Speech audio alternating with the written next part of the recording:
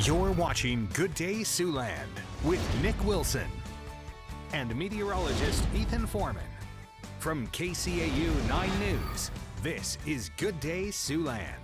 Well, good morning. It's 6:46 on this Tuesday morning. I'm Nick Wilson. And I'm Ethan Foreman. And certainly a cold morning we have for today. Yeah, it's also leading to some school delays and cancellations, which we'll talk about later on this morning. And you can see that wind blowing around like crazy out there this morning on our Ho-Chunk Center camera. A bitterly cold morning. Make sure you are really bundling up out there. And please stay inside as much as possible, especially those pets. Those temperatures this morning are between 10 and 20 degrees below zero. Right now at 20 degrees below zero in Canton and Sheldon, 17 degrees below zero in Cherokee and Lamar's, and 12 degrees below zero in Wayne and Tacoma. That is also making it feel like it is 37 below zero in Orange City, 38 below zero in Storm Lake, and 35 below zero in Yankton, South Dakota, with those road conditions that are still partially to completely covered in our Nebraska communities. So make sure you're slowing down out there, giving yourself extra time. Could be a little bit more snow to the west today, which we'll talk about in a few minutes. And those temperatures today not even getting to zero as we see those clouds all day long. Maybe a brief break of the sun, but it's not going to be much. And I'll have more details on when we see some warmer weather. That's in your 9 on 9 forecast after Stray of the Day. Thanks, Ethan. Well, last year's winner of the Boys and Girls Club of Siouxland's Youth of the Year Award has claimed the honor for a second straight year. Ricky Obink was one of 4 candidates for this year's award. Each candidate was nominated by a staff member and had to write 3 essays, a cover letter, and a resume, in addition to giving a speech. Obink says he has no plans to slow down now. I motivate others to try their best, and honestly, I just push others to, speak out for what they're feeling. I'm going to go to the University of Chicago, study engineering to be an engineer at NASA. After winning last year's Local Youth of the Year Award, Obink advanced all the way to the regional competition in Chicago. Local organizers say all 4 of this year's candidates for the local honor should be proud of their accomplishments. I hope they're as proud of themselves as the Boys and Girls Club is of them. It takes a lot to go through this competition. It takes a lot of soul searching and a lot of dedication, really. And so for them to come out with this success, we just couldn't be more proud of them. Obink continues on to the state competition, which is set for next month. Meanwhile, if you have a number 9 birthday coming up, KCAU 9 would love to help you celebrate. We're celebrating the 9s each week right here on Good Day Siouxland. So if you or a loved one is turning 9, 99, or any 9 in between, well, we want to hear about it. Every Thursday morning, we'll share our list of birthday shout-outs. And this week, one lucky person will take home a prize from Crumb Bakery.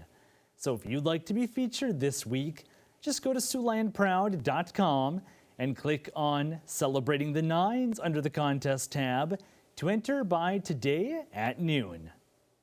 Now it's time we meet today's Stray of the Day. Every day we share a pet picked up by Sioux City Animal Adoption and Rescue who's waiting to go home, or in this case, 2 of them. That's right. These are Piper and Jenny. They're both full-grown German Shepherd mixes. They were found on the 4600 block of Jefferson Street. The rescue says they're extremely sweet, loyal, and happy dogs. Piper and Jenny are available for adoption now. And if you've lost your pet, you're looking to adopt, or you'd like to sponsor a pet for adoption, you can visit the rescue's website. Head over to SiouxCityAnimalRescue.com.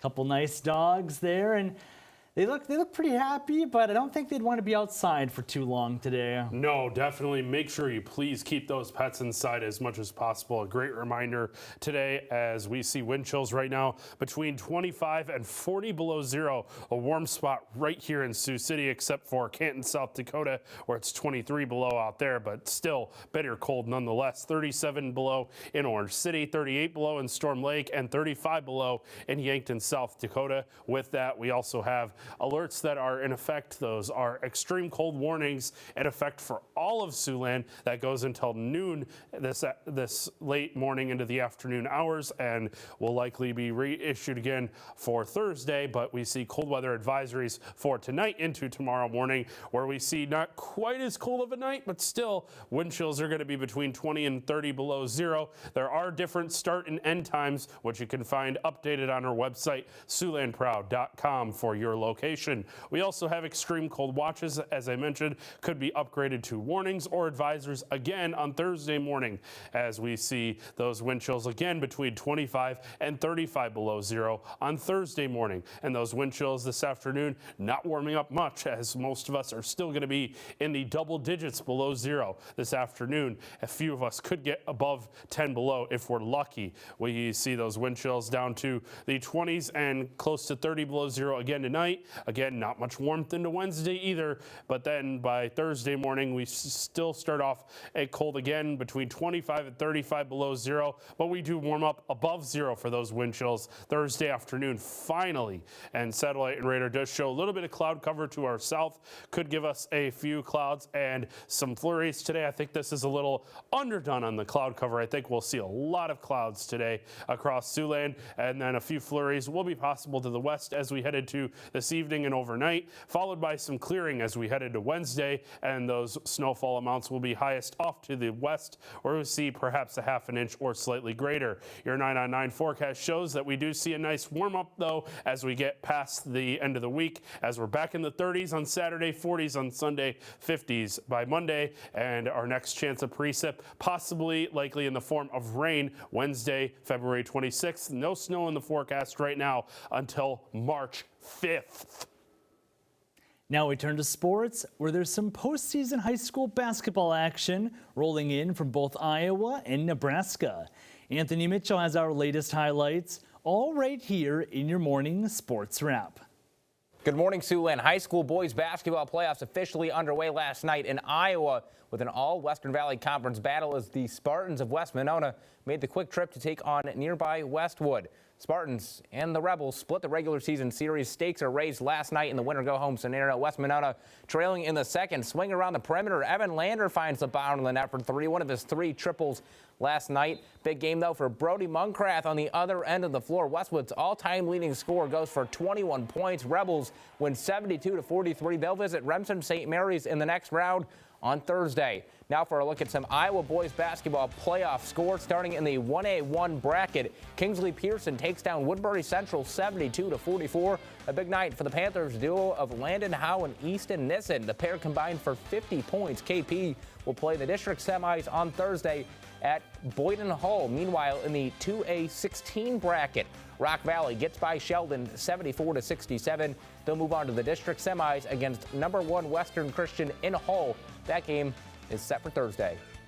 Postseason action rolling in Nebraska as well on the girls' side as Ponca and Tri-County Northeast met yesterday in Homer for a sub-district standoff. Last time these teams went head-to-head, the Indians came out victorious 42-25, while TCNE aiming to avenge its loss and advance in the playoffs. Let's go here. Jocelyn Mackling leading the Wolfpack with 12.7 points per game. Ponca 10-12 on the season, their best since the 2022-23 campaign. Ponca leads 18-5. Wolfpack looking to close the gap. There's Mackling on cue, finds the glass and the net for three. She put up 11 in the game. Indians working around the arc, finds the hands of Jalen Templeman with seconds remaining. She drains it.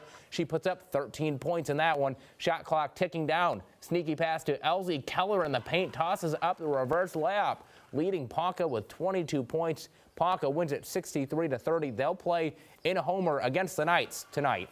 Back to our basketball scoreboard, this time for some Nebraska girls basketball scores in Siouxland and the Class C15 bracket. Wayne gets by Winnebago 57-40. The Blue Devils will play top-seeded Arlington in Arlington tonight at 7:30, and an all-local matchup in the D1-3 quarterfinals as Wausau defeats Osmond at 49-46. Wausau will visit Hardington Cedar Catholic in the semifinal round tonight at 6 p.m. Check out SiouxlandProud.com for a full list of playoff scores. And that'll be all for sports. Have a good day, Siouxland. Now let's take a look at this morning's top stories, what you need to know before you go.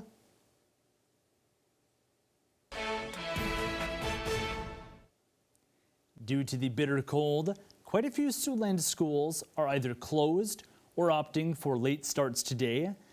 The list of schools closed today includes Sioux City Community Schools, Sergeant Bluff-Luton Community Schools, and Hinton Community Schools, among several others. Meanwhile, South Sioux City Community Schools are set for a 2-hour late start today, tomorrow, and Thursday, with no morning preschool on any of those days. We'll keep the list of closures and delays running there at the bottom of your screen, or you can find the full list online anytime at SiouxlandProud.com. Meanwhile, most of us will probably try to stay inside as much as possible this week, but some Siouxlanders have to work outdoors. That includes first responders. A captain with the South Sioux City Fire Department says, firefighters and other emergency responders make sure to bundle up when it gets this cold out. But it's not just people that need to be protected from the cold. One challenge firefighters run into during these conditions is trying to prevent hoses from freezing during fire calls. All the piping in there is susceptible to freezing, and all these valves, every one of these levers is a different valve. And if there's any water in there at all that's not moving, it could potentially freeze, which could crack the pipes or crack a valve. Captain Wright adds, EMS responders also make sure to use plenty of blankets when transporting patients to and from an ambulance, so they're safe from the cold as well. Elsewhere, a Nebraska State Patrol trooper has died following a crash on Interstate 80. The patrol says 31-year-old trooper Kyle Mackesy was outside of his patrol vehicle responding to a crash when he was hit by a snowplow. Other troopers immediately came to Mackesy's aid, but he died at the scene. Trooper Mackesy had served with the patrol for 10 years. Officials will share more details at a press conference later this morning in Lincoln. And finally, in South Dakota, Siouxland farmers are among the long list of people with concerns surrounding the Trump administration's crackdown on immigration. Jim Petrick is a hog farmer from Yankton County. He says he understands the need to vet people before letting them into the country, but he adds immigrants play an important role in the agriculture industry, including in South Dakota. He says the visa process is difficult and poorly constructed, and the American immigration system is broken in general. I wish both sides could get together and kind of work their way through this because, good Lord, we all know that we need good, capable, hardworking people out here in agriculture. I wish we could move past some of the roadblocks that both sides set up and make it a little easier to get good people and make it easier to retain them and keep them around. All right, one last check on that forecast. Going to be a cold one out there. Yeah, we might not even hit 0 degrees today. Right now, I'm forecasting a high of -1 as we see cloudy and very cold conditions again today. Flurries will be possible to the west. If we do hit a high of -1, that'll be a record. That old record for the coldest high was 1 degree set back in 1929 for the 18th day of February. And then as we headed to tonight, we dropped down to 10 degrees below 0, mostly cloudy and extremely cold again, as we see the sunny conditions returning by Wednesday afternoon and continuing through the end of the week and even in the weekend, but still bitterly cold all the way through Friday morning. And then we start to warm up nicely, back in the 50s Monday and Tuesday. No real precip chances anytime soon after today. Plenty of sunlight in the middle of the 9 on 9 forecast. It'll be nice when those temps warm up too. We need it. Thanks for watching. Have a great rest of your day.